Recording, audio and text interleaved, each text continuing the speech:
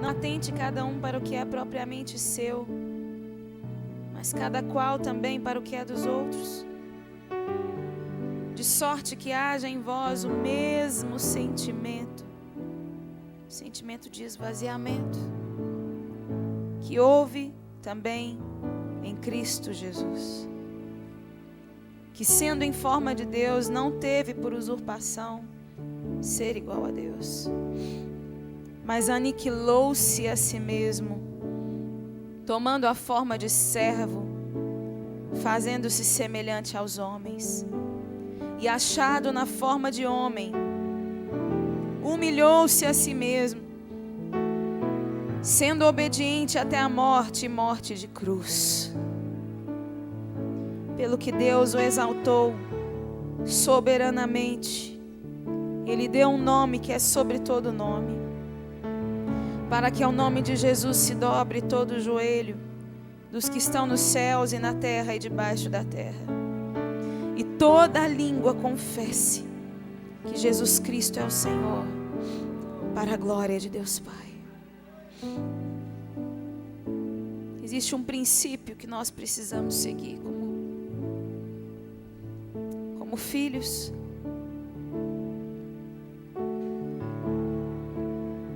E Jesus nos ensinou esse princípio, o de se esvaziar.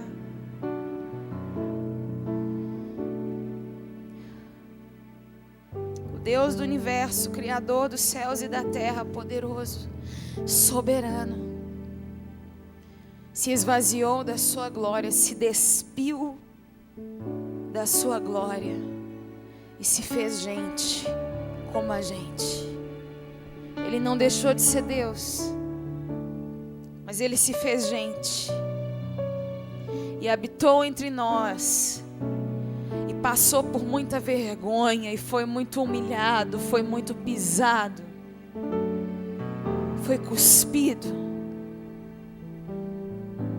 Como uma ovelha muda no matadouro, Ele não abriu a boca.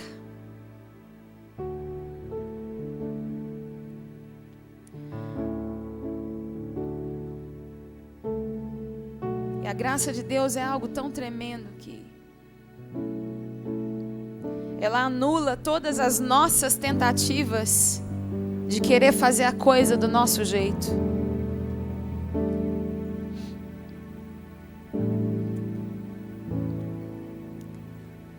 Ela anula, cancela tudo aquilo que parte da minha força, da sua força. Tudo aquilo que vem do meu intelecto. Tudo aquilo que vem da sabedoria humana. A palavra diz, Deus escolheu as coisas loucas desse mundo para envergonhar as coisas sãs. Deus escolheu as coisas que não são para reduzir a nada aquelas que são. Em outras palavras, Deus não precisa, desculpa, Cleo, Deus não precisa dos nossos livros de teologia. E Deus não está nem um pouco impressionado com quantos canudos a gente tem, com quantos diplomas a gente tem. Porque no final das contas a irmãzinha do coquinho vem e ora e o poder de Deus cai. E é o poder de Deus que faz a diferença no final das contas. Não é verdade? Quantos tem uma irmãzinha de coquinho lá na sua igreja? Eu tenho uma em casa, minha mãe. Só... A velhinha começa a orar, meu filho, acaba tudo. Ela não sabe nada, não tem nem segundo grau, não tem nem primeiro grau completo. Mas quando a dona Cidinha começa a orar, o poder de Deus cai. Porque o poder de Deus não está reservado para os sábios desta terra, mas para todo aquele que crê que Jesus é o Senhor. E quando a Cris me chamou para vir na escola esse ano, ela me falou ano passado, Nini, vem na escola dar aula. Eu, o quê? O que você quer falar? Eu falei, minha filha, só da graça. Só quero falar da graça. porque é nela que eu tenho aprendido a viver todos os dias. Todos os dias, quem me conhece de pertinho, né? Aqui tem eu tenho o prazer de estar entre os meus melhores amigos aqui hoje, Jorge, a Cleo, a Cris, o Nelsinho. São amigos mais chegados do que irmãos. E quem é chegado sabe que plataforma é um lugar que me faz tremer de medo. Eu sou a última pessoa que pisaria aqui em cima. Eu sou uma pessoa tímida, por mais que você não acredite nisso. E para mim sempre muito difícil. A Cleo está rindo de mim ali. Quantas vezes eu ligo para a Cleo lá de onde eu estou, ora por mim, que eu não sei o que eu estou fazendo nesse lugar. Eu não sei o que vai acontecer hoje. Está todo mundo de cara feia para mim, eu não sei o que vai acontecer. E é só pela graça que a gente faz o que a gente faz. É só na força do Senhor. E eu queria falar um pouquinho, conversar um pouquinho sobre a graça hoje.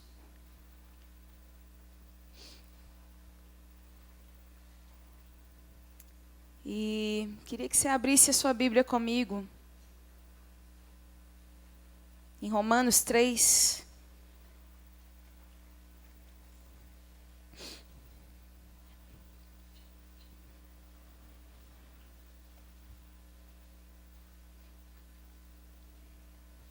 Romanos 3, 23, todo mundo conhece esse versículo de cor. Mas vamos abrir assim mesmo. O dia que eu li Romanos, analisando, gente, eu quase caí dura para trás. Falei, Deus, que negócio é esse? Que coisa tremenda, o que o Senhor fez por nós?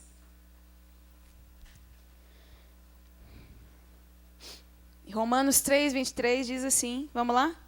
Porque alguns pecaram. Alguns. Os pobres pecaram. Todos. Menos os pastores. Todos. Porque todos pecaram. E destituídos estão da glória de Deus, sendo justificados gratuitamente pela sua graça, pela redenção que há em Cristo Jesus. Aleluia. Todos pecaram, e o que me chamou a atenção nesse verso aqui foi essa palavra destituídos. E aí eu fui dar uma olhada lá no Google ontem à noite. E fui olhar alguns significados do que pode ser destituído. Interessante que destituído ao pé da letra significa despedido. Você está despedido. Fala para a pessoa que está do seu lado assim. Você pecou, logo você está despedido. Opa! Você foi despedido da glória de Deus. E quem é despedido, acontece uma coisa com ele. Se ele trabalhava naquela empresa, aconteceu alguma coisa que ele foi despedido. Aconteceu um problema. Aquela pessoa quebrou uma aliança de confiança, um contrato de confiança com a empresa, fez o que não devia fazer, ela foi despedida. Ou seja, ela não pode mais ficar entrando e saindo da empresa. Ela não tem mais acesso às salas daquela empresa. Não tem mais como ela fazer a movimentação bancária da empresa, saber do que acontece naquele lugar. Não tem mais acesso aos documentos que são particularmente da empresa. Quem aqui tem uma empresa, tem empregados, tem pessoas que trabalham? Glória a Deus, você sabe como é que é. Né? Se você mandou alguém embora, essa pessoa, logicamente, não tem mais acesso à sua empresa, às coisas que são relativas à sua empresa. E o que aconteceu conosco, com o homem, quando o homem pecou, foi exatamente isso. O homem quebrou um contrato, as condições que Deus estabeleceu para que o homem estivesse na presença dele. esse contrato foi quebrado. Quantos evangélicos nós temos aqui hoje? Cristãos evangélicos. Levanta sua mão bem alto assim para eu ver. Amém. Quando nós nos chamamos evangélicos, significa que nós cremos que a salvação é unicamente pela graça de Deus, né? E o interessante é que, analisando por essa ótica, né, de que o homem foi destituído da glória de Deus. A glória de Deus, ela não é apenas o brilho, a grandeza, é isso também. É o primeiro impacto que nós temos quando nós nos aproximamos do Senhor, é ver a sua grandeza. É uma sensação de temor que nós temos no nosso coração. Mas o Senhor Jesus lá em João 17, 23, você pode abrir se você quiser, João 17, 22 e 23.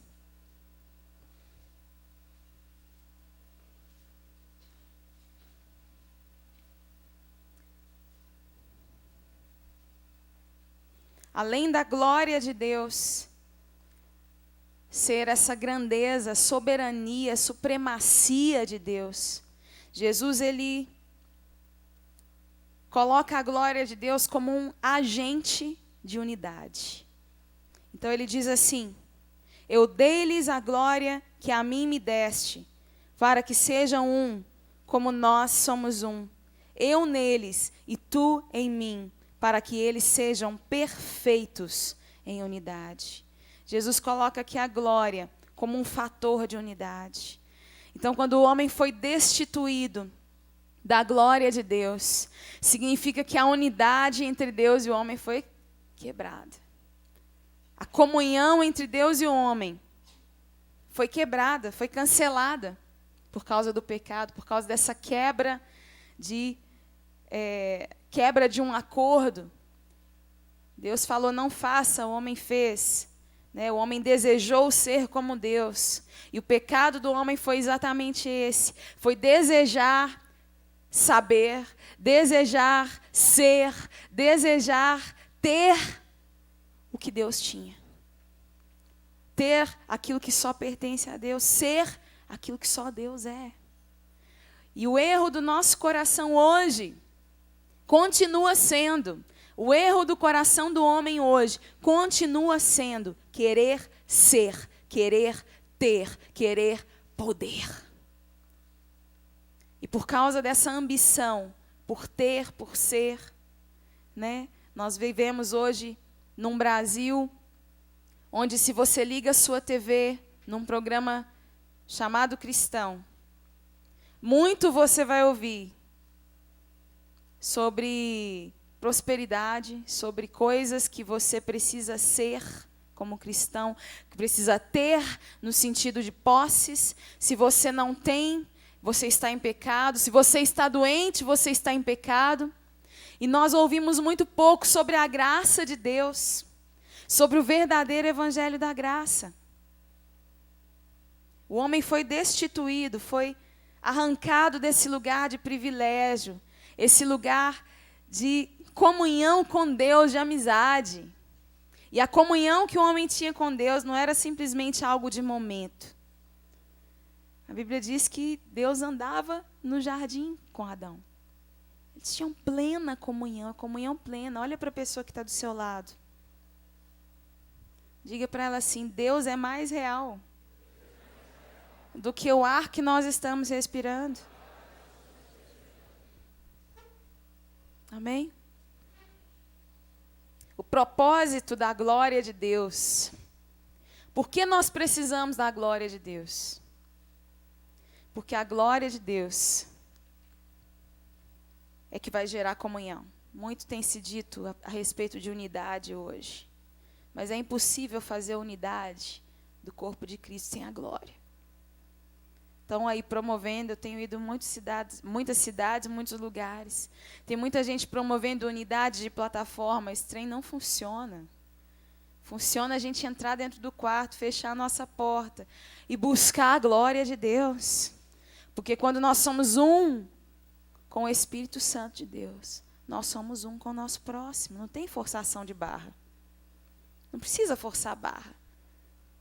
A glória de Deus, o propósito dela, é gerar unidade entre nós e Deus e uns com os outros.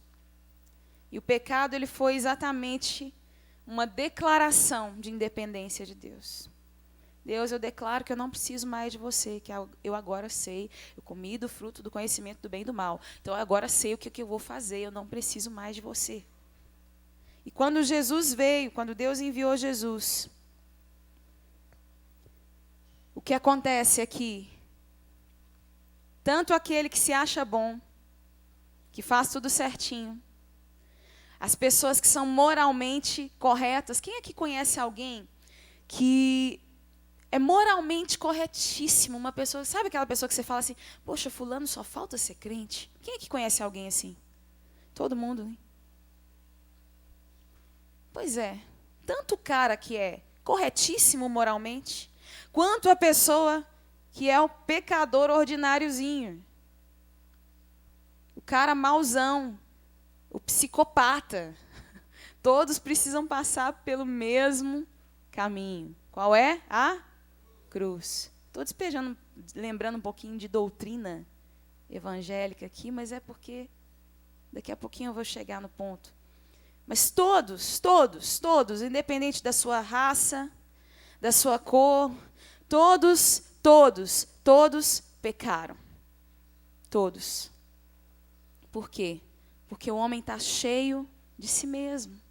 Tanto aquele que faz, entre aspas, o bem, quanto aquele que descaradamente faz o mal. Todo mundo está no mesmo patamar para Deus. Olha para quem está do seu lado.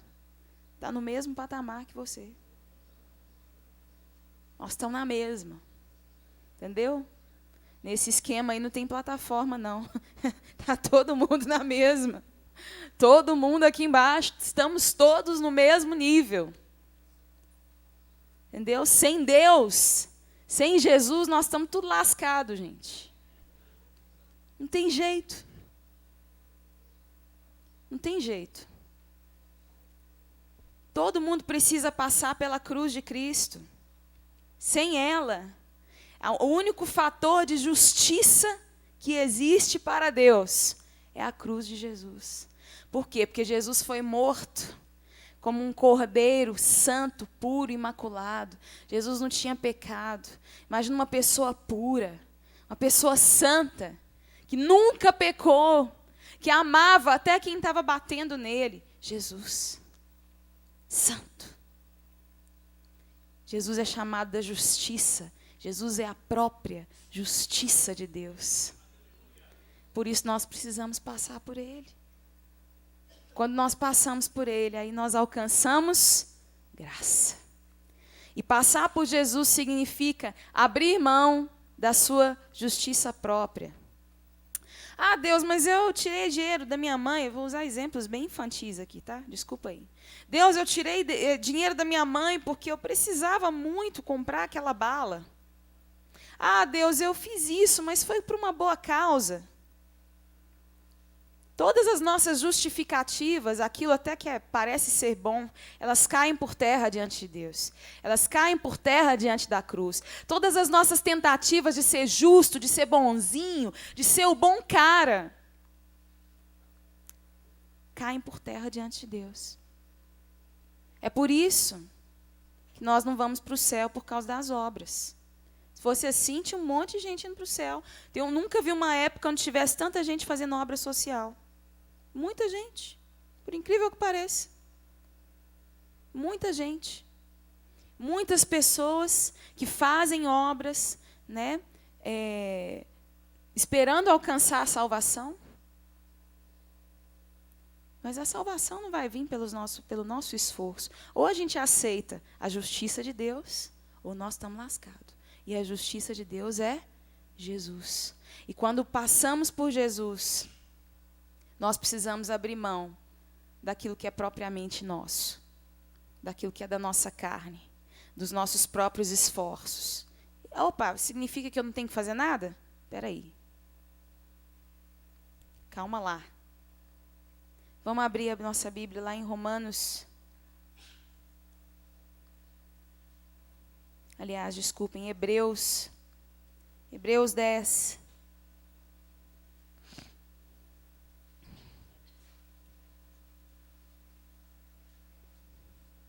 Hebreus 10, a partir do verso 19.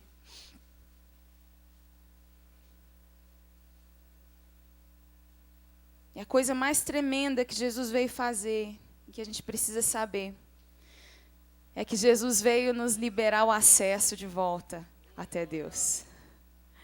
E isso tem impactado o meu coração nos últimos anos, nos últimos meses. Esse livre acesso que nós temos agora através de Jesus a Deus. É tão tremendo isso. Vamos ler aí Hebreus 10, a partir do verso 19.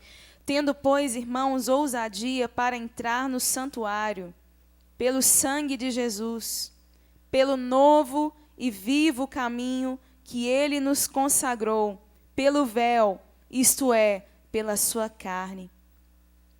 Tendo grande sacerdote sobre a casa de Deus, cheguemo-nos com verdadeiro coração e inteira certeza de fé, tendo o coração purificado da má consciência e o corpo lavado com água limpa. Retenhamos firmes a confissão da nossa esperança, porque fiel é o que prometeu. Se nós recebemos a Jesus, nós podemos ter a certeza absoluta, sem sombra de dúvida, de que Deus nos aceita diante do seu trono. Viu? Nada pode te separar, nos separar do amor de Deus que está em Cristo Jesus. Acabou. Não existe mais separação entre nós e Deus. Fala isso para quem está do seu lado. Não existe mais separação entre você e Deus. Você tem livre acesso ao trono da graça. Quando? Só na hora do culto? 24 horas por dia, 7 dias da semana. Você tem livre acesso ao trono da graça. Gente, quando nós temos entendimento disso, a gente pira. E fala, Deus, quanto tempo eu andei cego? Eu fui criada no Evangelho. E desde pequena eu recebi da minha mãe, do meu pai, uma dose muito grande de temor de Deus no meu coração. A glória de Deus que eu conhecia era a glória da grandiosidade de Deus, do poder de Deus, da supremacia de Deus. E isso é algo tremendo que eu recebi da minha mãe. Eu me lembro da minha mãe, na minha adolescência, dizendo, filha, cuidado com o que você faz, porque o Senhor está vendo você e você vai prestar contas ao Senhor de tudo que você fizer. Então eu já saí de casa assim, né? Com medo, falando, ai meu Deus. Né? Um temor de Deus, temor. Hoje nós vivemos uma crise de falta de temor de Deus, né? O temor de Deus precisa ser restaurado nos nossos corações. Nós vemos aí tantas pessoas que se dizem cristãs e que têm uma conduta tão horrorosa, que fazem aquilo que dá na cabeça, que usam o nome de Deus indiscriminadamente para ganhar dinheiro, para ganhar nome, usam o nome do Evangelho, usam o Evangelho. Falta de temor de Deus, porque um dia nós vamos estar diante dele e vamos prestar contas por tudo aquilo que a gente fizer. Mas a glória de Deus, ela também significa comunhão com Deus. E livre acesso a Deus através de Jesus significa que eu posso entrar na sala do trono e ficar por lá. Não preciso sair. E eu sempre tive um relacionamento com Deus muito de medo. Eu fui para um desequilíbrio, né? E eu não entendia que Deus me amava. Fui criada num lar cristão. Sempre fui à igreja. mas eu não entendia que Deus me amava. Eu sempre queria ser merecedora do amor de Deus, ser merecedora da atenção de Deus e das pessoas também. Eu odiava a minha cor de pele. Eu odiava ser negra. Eu odiava quem eu era. Odiava meu cabelo. Tudo que eu era. Eu me lembro quando eu era bem pequena, eu entrei no banheiro, cheguei da escola, um dos meus primeiros dias de escola. E todas as crianças da escola começaram a zombar de mim por causa do meu cabelo, por causa, né, na época eu era bem magrinha, bem pequenininha, e eu tinha um cabelinho, minha mãe fazia trancinha no cabelo, né? E tinha aquela música Nega do Cabelo Duro. Quem lembra disso daí? E eu ainda vivi uma boa dose de racismo na escola. Quem pensa que racismo não existe no Brasil, o bicho está aí, viu? O bicho está aí. Mas ele está queimado, em nome de Jesus. E eu desde pequena não me aceitava. Eu era uma criança insegura. Quando eu digo que é um milagre eu estar aqui em cima, é porque é um milagre eu estar aqui em cima. Porque eu era uma pessoa extremamente insegura. Eu tinha medo das pessoas, tinha medo de olhar nos olhos das pessoas. E eu me lembro quando eu cheguei da escola nesse dia, eu cheguei chorando. Minha mãe não entendeu o que era. E eu entrei para tomar banho no banheiro, eu peguei a bucha e comecei a esfregar na minha pele para ver se saía a cor e se eu ficava branca. Eu lembro de falar, eu não sou negra, eu sou moreninha. Eu não sou negra, a minha mãe é branca, sabe? E eu tinha mal vergonha da minha cor de pele. Porque eu queria muito ser aceita. Queria muito que alguém gostasse de mim. Queria muito ser vista, muito. Vista como uma pessoa. E eu cresci assim, sabe, nesse contexto. Meu pai era barbeiro, cortava cabelo, ele saía de casa às 5:30 da manhã, chegava às 7:30 da noite, todos os dias, religiosamente. Era um homem que trabalhava muito, e a linguagem de amor do meu pai era colocar as coisas dentro de casa. Então ele não deixava faltar nada, a geladeira estava sempre cheinha, né? E eu me lembro sempre dele chegando com as sacolinhas de compra. Quase todo dia ele passava e comprava alguma coisa. Nunca deixava faltar nada dentro de casa. Sempre pagava as suas contas em dia. Meu pai foi empregado do mesmo salão de cabeleireiros, aqui em Belo Horizonte, lá no bairro da Savassi, né? Depois vocês vão dar um giro lá. Papai, quem aqui é de Belo Horizonte? Meu pai cortava cabelo ali na Contorno com Cristóvão Colombo. Tinha uma barbearia ali, barbearia Del Rey, está lá até hoje. E durante 31 anos, meu pai foi empregado desse salão. E ele sustentou, lá em casa nós éramos 4 irmãos, somos 4 irmãos, 3 moças e um rapaz, eu a mais nova. Papai sempre sustentou a família inteira, cortando cabelo, durante toda a vida dele. E por trabalhar muito, meu pai não era um pai muito presente. Ele não saía muito comigo. E eu, como era filha caçula, eu dei um trabalhinho bom para eles, porque eles já eram bem mais velhos quando eles me tiveram, né? Minha mãe tinha 36 anos quando ela ficou grávida. Eu nasci depois de 10 anos que meu irmão nasceu. Então era uma geração completamente diferente. E meu pai não era muito presente, a linguagem dele de amor era dar. E eu não entendia isso. Uma criança não entende isso. Uma criança quer atenção, quer que o pai saia, brinque, carregue no colo, jogue para cima. A gente sente falta dessas coisas. E eu cresci tentando chamar a atenção do meu pai e tentando ser merecedora do amor do meu pai. Meu pai não me ama. Minha mãe me ama, porque ela está sempre comigo, mas meu pai não me ama. E eu preciso fazer algo porque eu preciso merecer. Eu preciso ser boazinha, porque eu preciso merecer que meu pai goste de mim.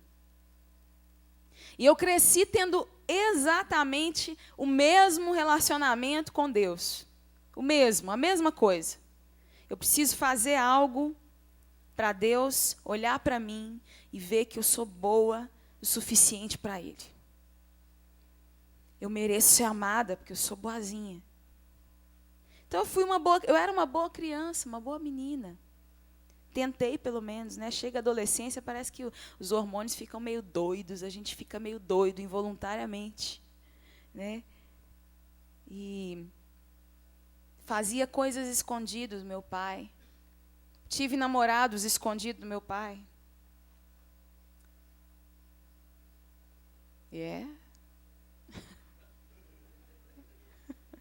Eita.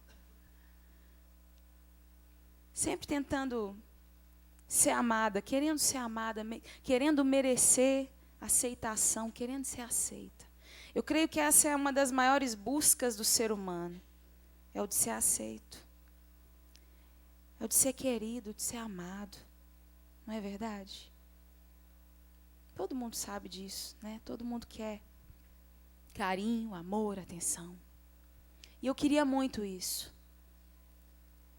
E eu vivia tentando fazer coisas para Deus, ser merecedora. E um dia, já no final da minha adolescência, uma pessoa daquelas intercessoras de coquinho olhou para mim e disse: filha, papai te ama. Deus te ama. Não pelo que você faz. Não pela música que você canta. Não pela sua voz. Mas papai te ama do jeito que você é. E pela primeira vez na minha vida eu comecei a sentir o amor de Deus por mim. E os anos se passaram. E eu me lembro que um dia eu entrei em parafuso absoluto. Porque eu comecei a sentir o amor de Deus de uma forma tão intensa, que eu fiquei tão constrangida. Eu lembro que na época eu dava aula de canto, e eu passei a tarde dando aula de canto, pregando para os meus alunos, pregando sobre o amor de Deus. E eu chorava, e eu chorei a tarde inteira. E eu não entendia: Deus, como é que o Senhor pode me amar sendo eu tão imperfeita, sendo eu tão cheia de falhas, cheia de podreira? Como é que o Senhor pode me amar? Eu entrei em parafuso por causa disso, fiquei doida. Fui para casa, já era casada nessa época, tem aproximadamente 6 anos isso. Fui para casa e eu chorava, e só sabia chorar. E eu lembro que foi na mesma época que o Cirilo estava gravando aquele CD3. Nossa, Deus. E o Cirilo estava querendo, ele vai me bater depois, mas eu vou falar. Ele estava querendo engavetar o CD. Estava tendo muito problema e não estava rolando do jeito que ele queria. E na época a gente tinha um estúdio em casa, meu marido. E eu cheguei em casa, o Gustavo colocou para ouvir a música que o Cirilo tinha gravado naquele dia. E eu com meu coração apertado, assim, querendo orar, falando: Gustavo, vamos orar, vamos lá para cima, vamos orar, vamos ter um momento com o Senhor. E aí ele colocou aquela música. Não existe ninguém mais importante que o meu amado.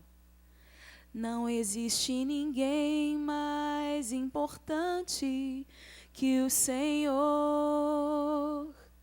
Não existe ninguém mais importante que o meu amado. Eu me lembro que eu comecei a chorar e eu soluçava. E eu fui para o chão: Deus, como é que o Senhor pode me amar? Deus, que amor é esse, Deus? Que amor é esse que dá? Dá o seu próprio filho, dá a sua própria vida. Que amor é esse, Deus? E naquele dia, sem eu saber, meu marido gravou eu lá chorando, né? Quem adivinha o que aconteceu? Quem sabe o que aconteceu? foi parar no CD do Cirilo. Uma pagadora de mico chorando. A graça de Deus, gente, ela é algo tão tremendo que ela constrange a gente. Mas é necessário que a gente aprenda a aceitar essa graça. Porque se a gente não aceita ela, a gente não consegue nunca viver aquilo que Deus tem. A vida abundante de Jesus, que a gente sempre ouve, né? Parece uma coisa utópica. Mas é porque para alcançar essa vida abundante, eu preciso alcançar toda a graça.